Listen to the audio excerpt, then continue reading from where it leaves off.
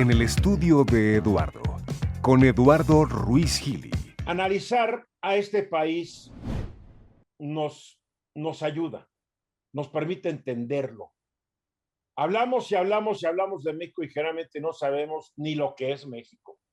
Tenemos un altísimo desconocimiento de nuestra historia para poder explicarnos lo que ocurre hoy. La gente no sabe ni cuántos presidentes ha tenido México.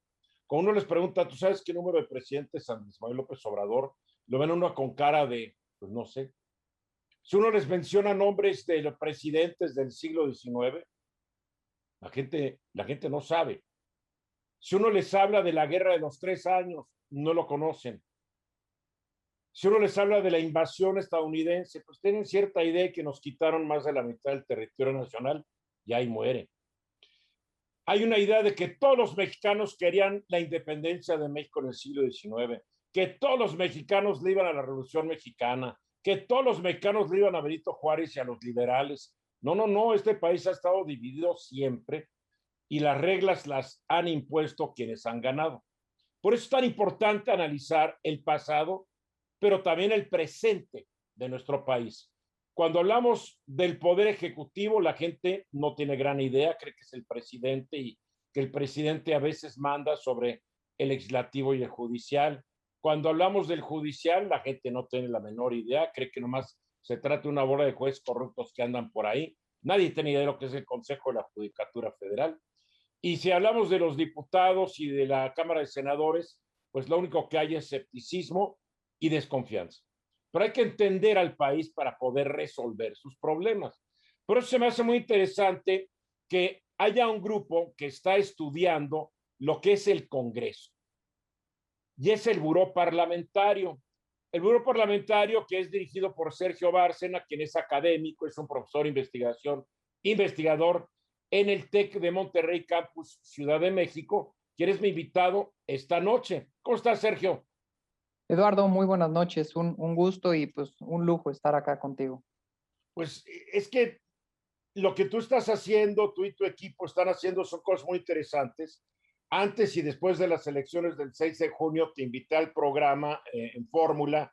Hablamos de diferentes cosas que están haciendo, que, que son estudios muy serios, sin tintes partidistas, que lo que buscan es que entendamos qué está pasando.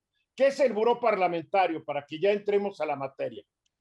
Mira, pues en términos generales, Eduardo, es una organización que empezamos en 2018, precisamente porque nos dimos cuenta de que la Cámara se estaba haciendo un espacio político cada vez más importante.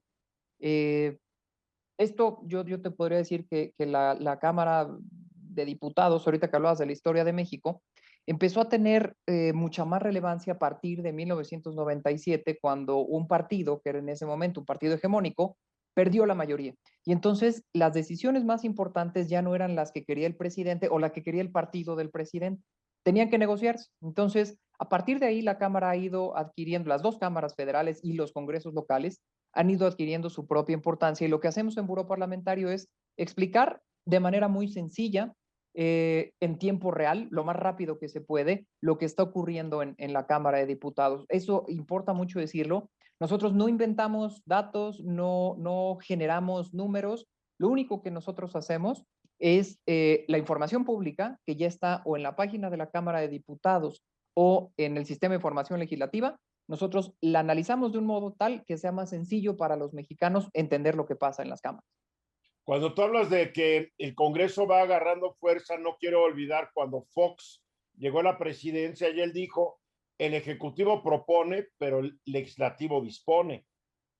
Y se vio y se ha ido viendo. Sin embargo, desde el 1 de diciembre, desde el 1 de septiembre del 2018, aparentemente estamos regresando a la vieja fórmula de que el Ejecutivo propone y dispone, porque hay algo en la historia de México, y tal es en la historia de la mayoría de los países, que cuando el titular del Ejecutivo pertenece al partido que tiene la mayoría en el órgano legislativo, como que todos los diputados, senadores, asambleístas, como los quieras llamar, se vuelven borreguitos. Tiene mucho que ver eso, Eduardo, con las reglas del juego que ahorita comentabas. Quienes ganan son los que hacen las reglas del juego. Bueno, las reglas del juego actuales de la Cámara de Diputados se construyeron en 1999, cuando ya no hubo una mayoría y entonces se tenían que tomar decisiones en la Cámara. Se construyó una nueva ley orgánica, la ley orgánica de 1999, que es como el hito de la normatividad democrática para la Cámara de Diputados y Senadores. Y en esas reglas, en esa ley orgánica que te dice cómo funciona hacia adentro el Congreso, se planteaban algunas líneas. Por ejemplo, a mi parecer la más importante es que se creó un cuerpo político que se llama Junta de Coordinación Política, que sería la que tomaría las decisiones más importantes de la Asamblea. A dónde se van a ir los diputados en términos de a qué comisiones se les asigna, los recursos, se les empezó a dar un ingreso a esa Junta de Coordinación Política para que lo repartieran. Y además de esas reglas que le dan mucha fuerza a los líderes de los partidos, que por cierto, los coordinadores de cada bancada los ponen los líderes nacionales de los partidos políticos. No es que se voten en el interior del grupo parlamentario, no, estos vienen impuestos, a diferencia de lo que ocurre en otros congresos, ¿no? Y La entonces, pregunta sería entonces, ¿para qué elegimos a diputados si los diputados, en vez de obedecernos a nosotros, donde reside la soberanía nacional y está representada por ellos, se acaban siendo ellos gatos de sus partidos y no servidores de nosotros? mira, el modelo de democracia que tenemos en México es una democracia altamente centrada en partidos. Y lo que te contraargumentaría un defensor de los partidos, yo no lo soy, por cierto, pero te diría lo siguiente: los partidos son quienes representan de manera democrática a los intereses de muchos ciudadanos. Entonces, si muchos ciudadanos decidieron votar por un partido, entonces ese partido tiene la voz de esos muchos ciudadanos y automáticamente los está representando. Yo creo que ese no es el modelo idóneo.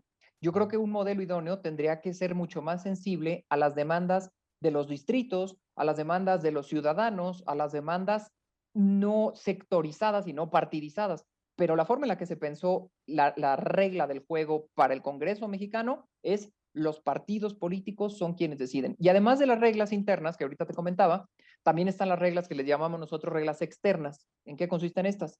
Si tú, una vez que termina tu periodo como legislador, quieres continuar tu carrera política, pues ¿a quién le tienes que pedir chamba? Pues la candidatura te la va a dar el partido. Es más, Sí. incluso habiendo reelección, Eduardo, nos dimos cuenta de una cosa. Hubieron legisladores, y te puedo decir ahorita 4 legisladoras que empezaron hasta un movimiento, que pues o sus partidos no le dieron la candidatura para reelegirse, o las mandaron a distritos en donde iban a perder. Y son legisladoras altamente competitivas en términos de producción parlamentaria. Marta Tagle, Laura Rojas, en ese grupo me parece que también estaba una de Morena. Bueno, ahorita voy a acordar de los otros O dos sea, no nombres. se portaron bien para según los dirigentes del partido.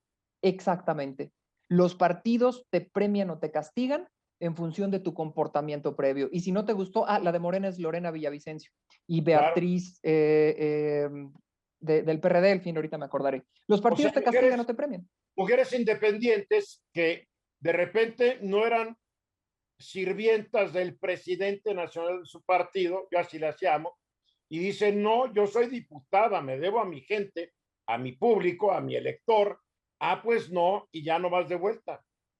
Así es. O a otro interés, por ejemplo, ellas tenían una agenda feminista y estaban impulsando temas de igualdad de género.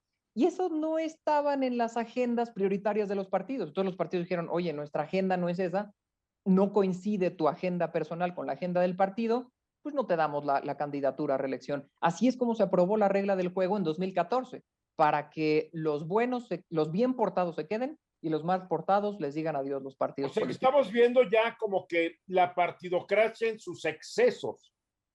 Sí, es una partidocracia fuerte, sin embargo, no es tan fuerte como pudiera ser. Estaba recientemente leyendo un artículo, en el caso de la India, por ejemplo. Para que un legislador en la India presente una iniciativa de ley, tiene que tener el permiso de su partido. Más aún, si el legislador se empezó a portar mal, lo pueden quitar como legislador su partido, lo pueden eliminar. Y tercer filtro que hay de comportamiento fuertemente partidista: no se pueden cambiar de partido los diputados, como en México, por ejemplo, que hay chapulines. En India es tan fuerte el control que si un legislador se cambia de partido, automáticamente pierde su curul. Y Entonces, en ahí estamos viendo que se está yendo también al exceso con un gobernante populista que quiere tener todo el poder. así es. Bueno, a pesar de que estas reglas no las aprobó el actual pues, primer ministro, son reglas que te dicen de un sistema muy fuerte de partidos. Ahora, voy a ponerme ahorita tantito de abogado del diablo, Eduardo. ¿Qué ventajas tiene esto? Mira, hay congresos que son congresos altamente dispersos. En América Latina hay muchos congresos así, en donde el diputado, por ejemplo, es un líder regional y entonces le responde a su región. A la hora de votar, todos votan por su cuenta y no se logran acuerdos. En cambio, cuando hay partidos fuertes, es más fácil. Es irse hasta el otro lado. Así es. Ahora vamos a seguir hablando de este tema que es muy interesante con Sergio Bárcena. Regresamos. Tú eres doctor en ciencias políticas, ¿verdad? Exactamente, Eduardo. Orgullosamente por la UNAM. Por la UNAM, porque estudiaste licenciatura, maestría y doctorado. Exacto, la licenciatura en el TEC y la maestría y doctorado en la UNAM. Y después te fuiste a la Universidad de Missouri para una estancia postdoctoral. Exactamente.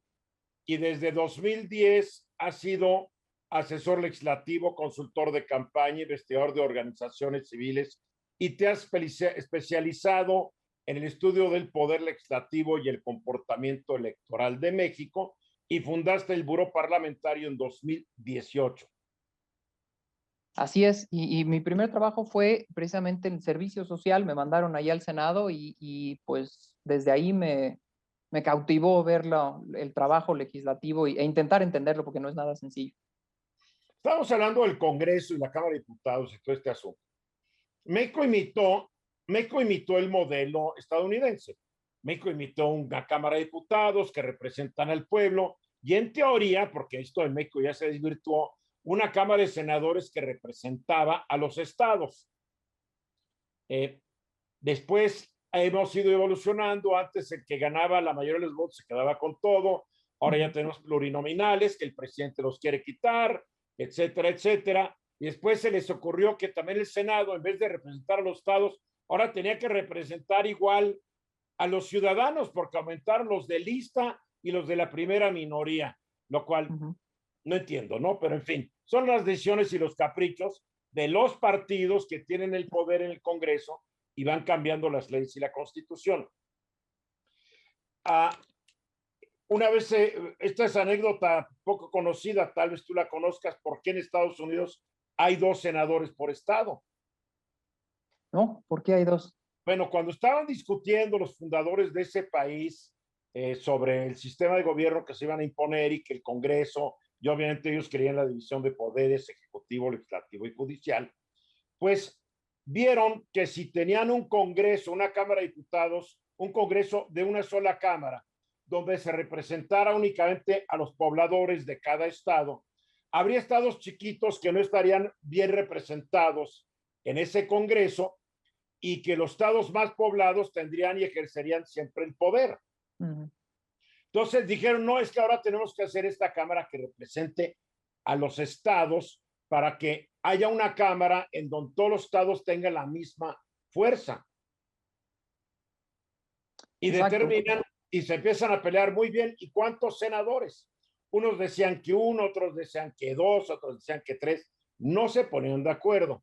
Entonces consultaron con Benjamin Franklin, que la verdad era un tipo muy abusado. Y él no estaba a favor de que hubiera un Senado. Pero ya cuando vio que era inevitable, dijo, pues que sean 2. Dijeron, ¿cuál es la razón para que sean 2? La misma para que sea 1, para que sean 10. Que sean 2. Y así fue, ¿eh? Nada más. Y le hicieron caso porque era un hombre muy respetado y venerado, ¿no? El señor Franklin. Y así surge el Senado en Estados Unidos. Y también yo creo que es bueno recordar la génesis de los partidos, ¿no? Surge para representar a los pobladores en la capital del país, porque los pobladores tienen que estar representados en la capital del país y antes por las distancias, bla, bla, bla, lo que ya sabemos. Yo me pregunto, hoy con estos gadgets que tenemos en la mano, ¿siguen siendo necesarios los partidos? Más, ¿siguen siendo necesarios los órganos de representación popular si por este asunto nos podemos representar solitos? Yo creo que la tecnología no sustituye la representación política por completo, pero sí la puede enriquecer. Por ejemplo, ¿qué pasaría si los legisladores, además de, ahorita estaban anunciando, ¿no? Los cambios que le hicieron al sistema este de votación a distancia, ¿no? Que pueden ellos virtualmente no estar en la Cámara y ejercer su voto. Pero ¿qué pasaría si los legisladores tuvieran también en ese mismo teléfono celular o en su computadora las percepciones de a quienes ellos representan? Por ejemplo, que tú como ciudadano te enteraras que mañana se va a votar la nueva reforma electoral y trae estos puntos y que tú le puedes decir a tu representante, a tu diputado federal o a tu senador, decirle, oye, tú me habías prometido votar de este modo, o tú me prometiste esto, o que simplemente tú le digas, oye, sería absurdo quitar a los plurinominales por esto y por esta razón.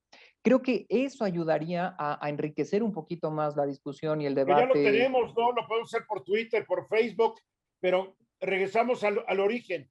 Si un senador, un diputado, tiene que obedecer y deberle lealtad al partido, le vale un cacahuate a la hora de la hora lo que opinemos los ciudadanos. En México no hay un sistema de elecciones primarias, por ejemplo, donde vas y votas, ya no te quiero de candidato y voto por otro candidato, ¿no? Para que sea el candidato de mi partido. Aquí es centralista y antidemocrático, porque los partidos que presumen la democracia no lo son. No, definitivamente. Hay un texto clásico en ciencia política de un autor que estudió precisamente este fenómeno que tú estás comentando, Eduardo. El texto sobre las élites políticas planteaba lo siguiente. Los partidos se han presentado, como tú decías, como vehículos para que los ciudadanos comunes y corrientes podamos tener cierto control sobre la política y acceso, ¿no? Bien.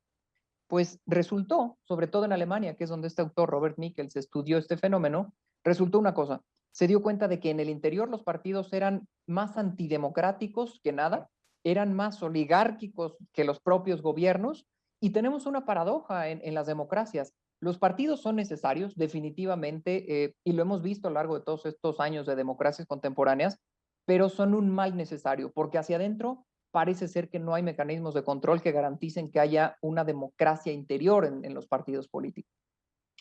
Ahorita lo estás viendo en el Partido Republicano de Estados Unidos, ¿no? Donde Así es.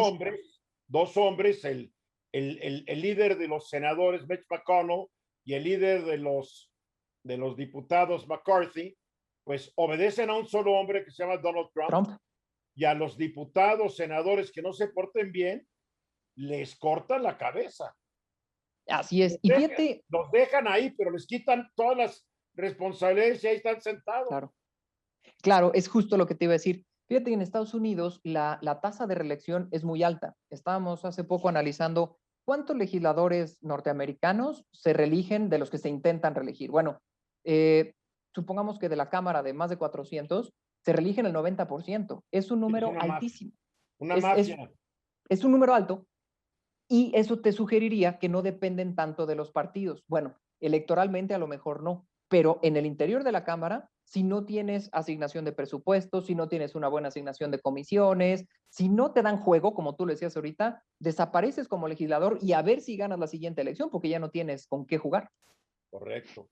Entonces, o sea, podríamos decir que hay una crisis de la democracia o que la crisis ha existido desde su origen, o tenemos que acabar pensando, como decía Churchill, que de todos los sistemas políticos el menos malo es la democracia y la de los partidos.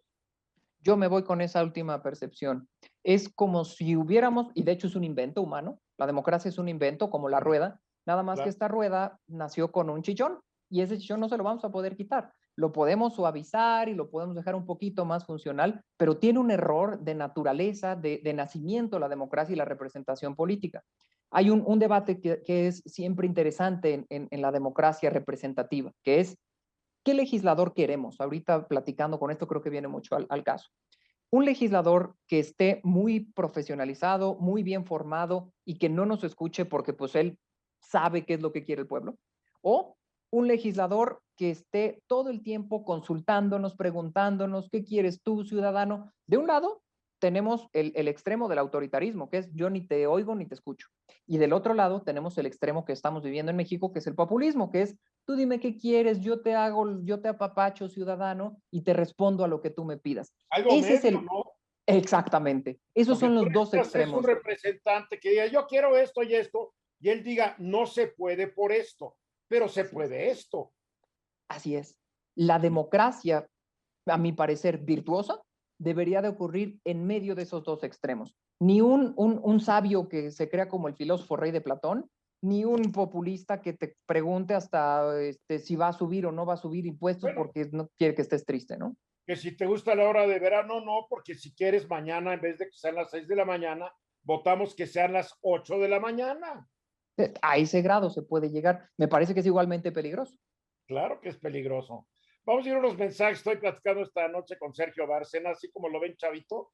Es doctor. Fuiste desde muy joven, conseguiste el doctorado, ¿no? Ya a los 29 años. Pues me apuré, Eduardo, porque lo ameritaban los tiempos. Pues sí, pues sí, pues sí. Y vamos a los mensajes. La democracia, tú eres el politólogo, tú corrígeme. La idea que tenemos de democracia es la que inventan en Atenas, cientos de años antes de Jesucristo. Y en la Atenas, pues llegaban los ciudadanos y todos se juntaban en el ágora y todos opinaban, todos votaban y todos los ciudadanos tenían la obligación de una vez en sus vidas tener un cargo público y así se manejaba Atenas. Bien, era lo que, a ver, era una democracia directa. Ahí no te representaba nadie, te representabas tú solito. Si no querías ir, pues ni modo, ya no estaba representado y las decisiones, pues tenías que aceptarlas hayas o no participado. Es la democracia, la invención de la democracia directa. Y entonces dices que eran muy poquitas personas. Entonces sí podían llegar a echar gritos. Y como todo, haber habido grupos que lo representaba un líder por ahí. Los seres humanos seguimos siendo igualitos.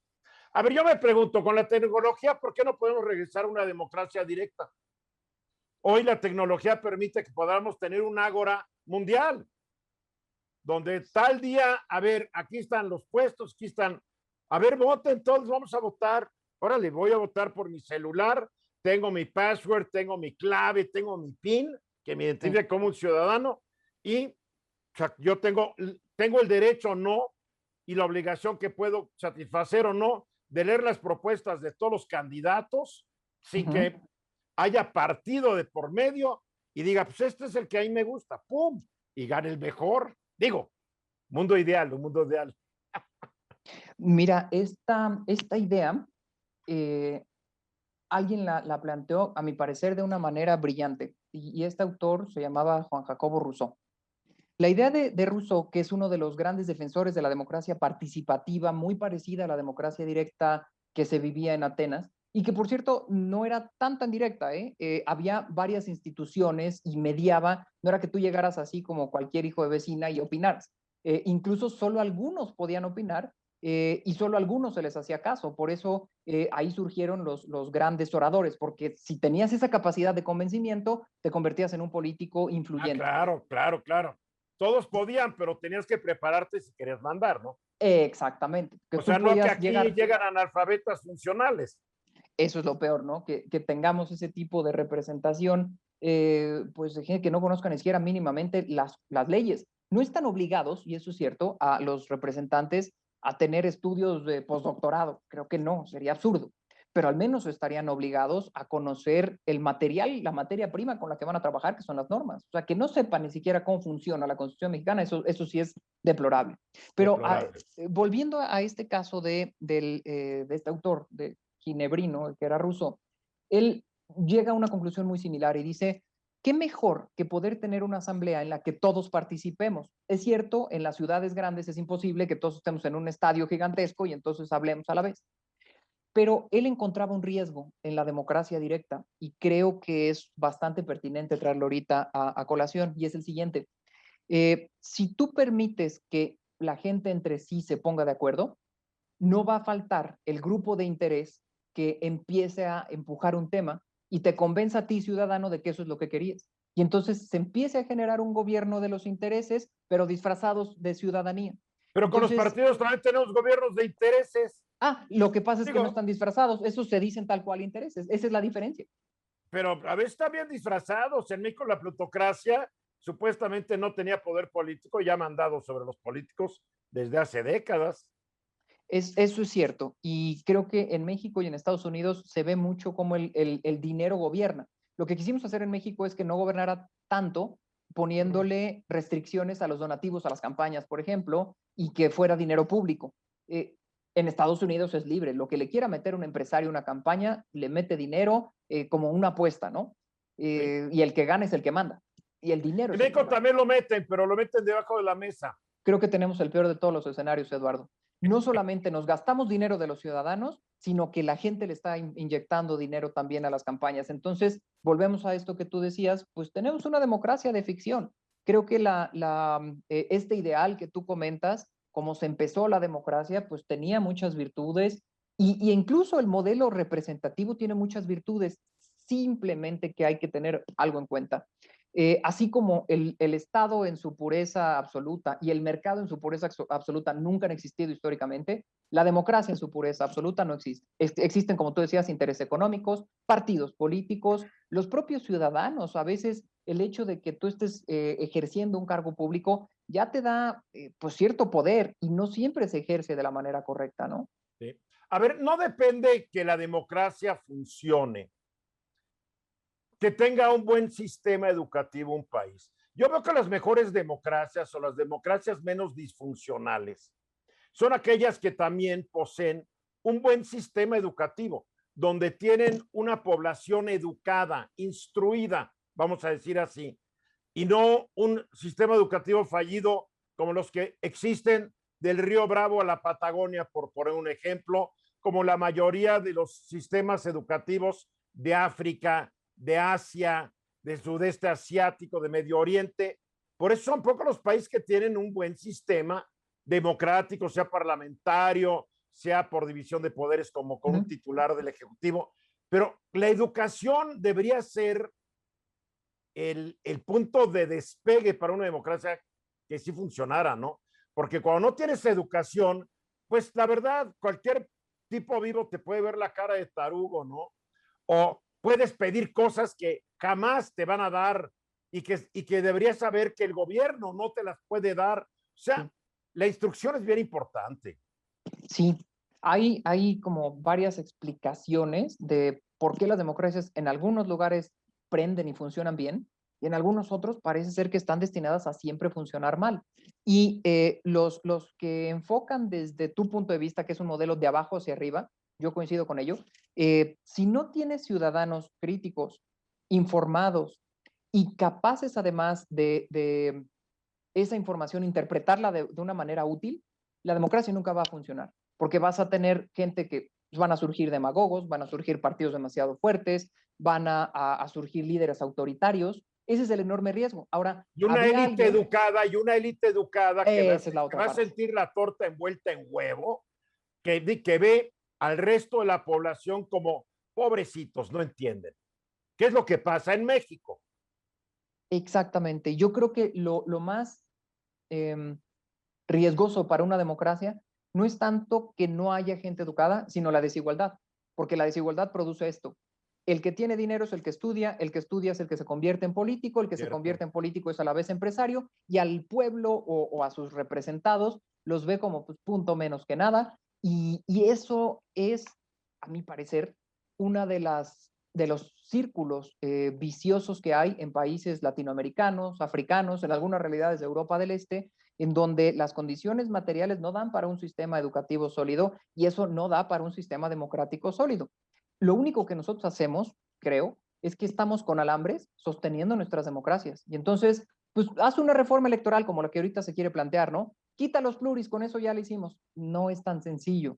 Quítale el dinero a los partidos políticos, tampoco es tan sencillo. Es decir, queremos hacer reformas paliativas para un sistema que desde sus entrañas ya tiene defectos estructurales. Creo que a lo mejor es muy, no sé, muy oscura la conclusión a la que estamos llegando con esto, Eduardo, pero parece ser que en países latinoamericanos, o en este caso México, la democracia funciona solo superficialmente, porque A en el ver, fondo...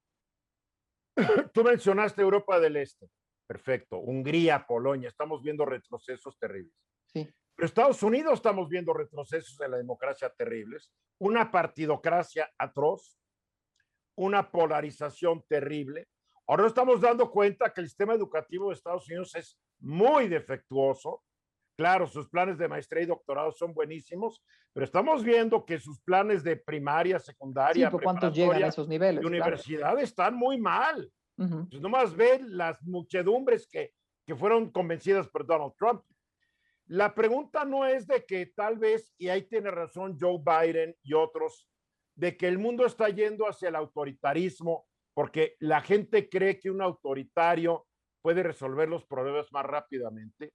La próxima elección de Francia puede traer una populista autoritaria y racista al poder, y para fuera Macron, que no ha dado una.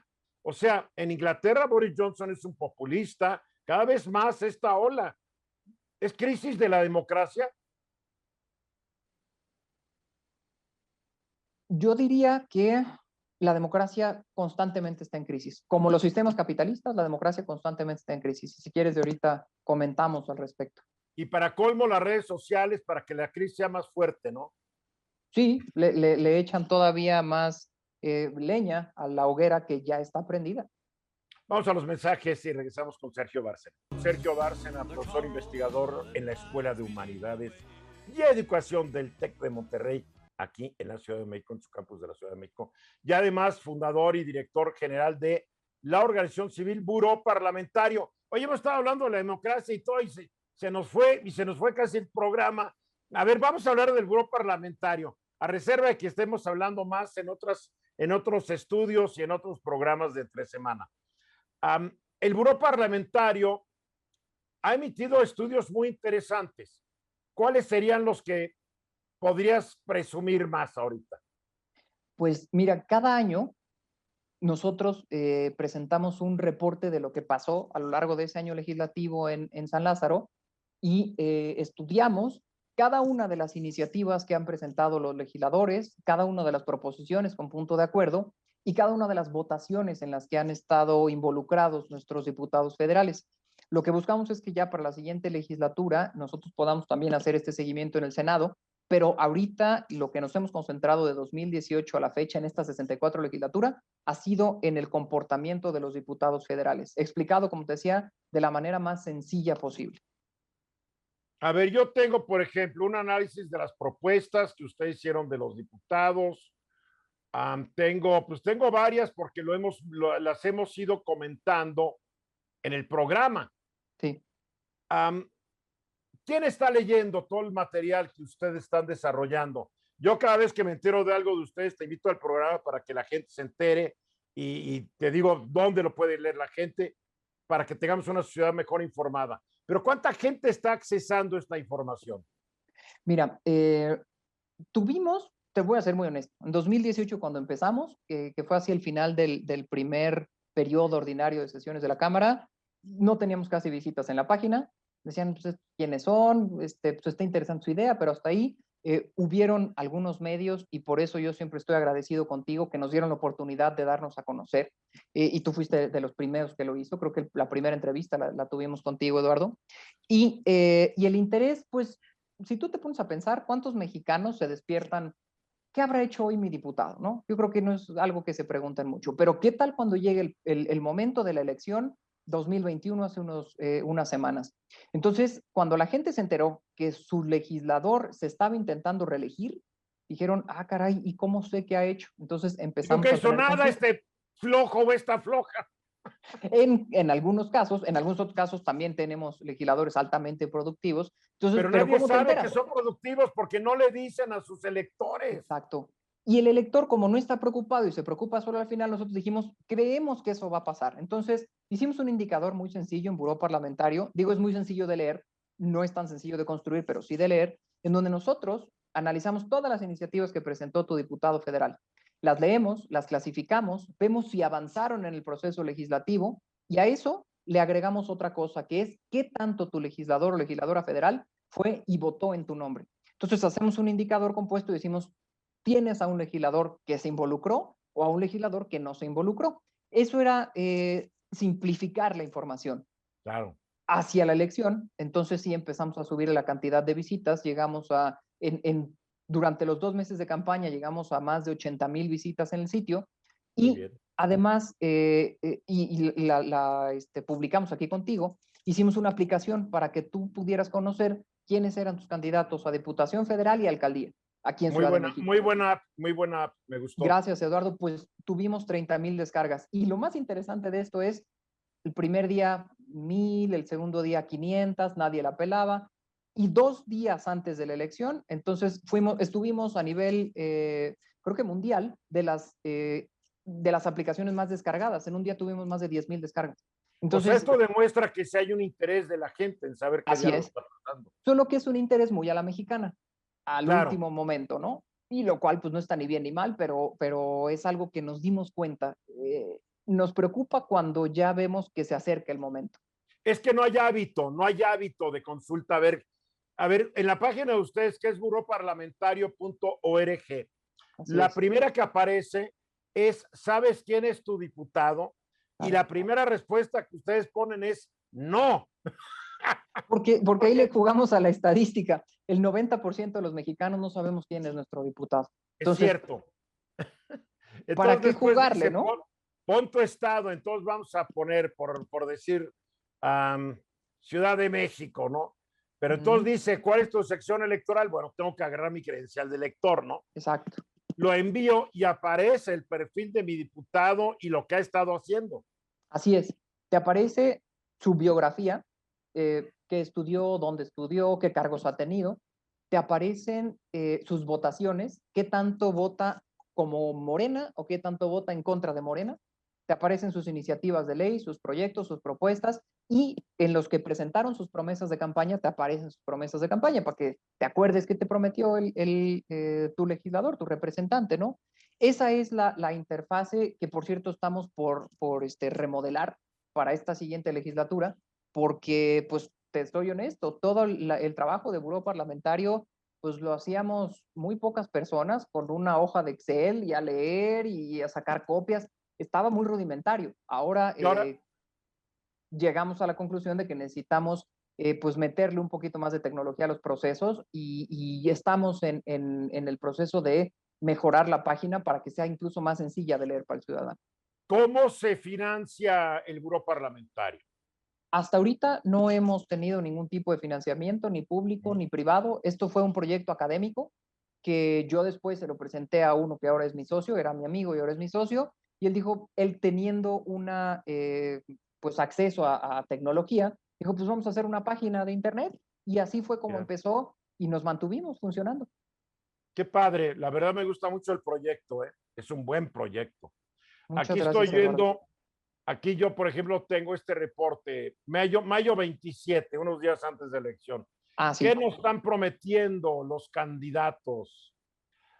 Porcentaje de propuestas repetidas por partido político o coalición, contenido de propuestas presentadas.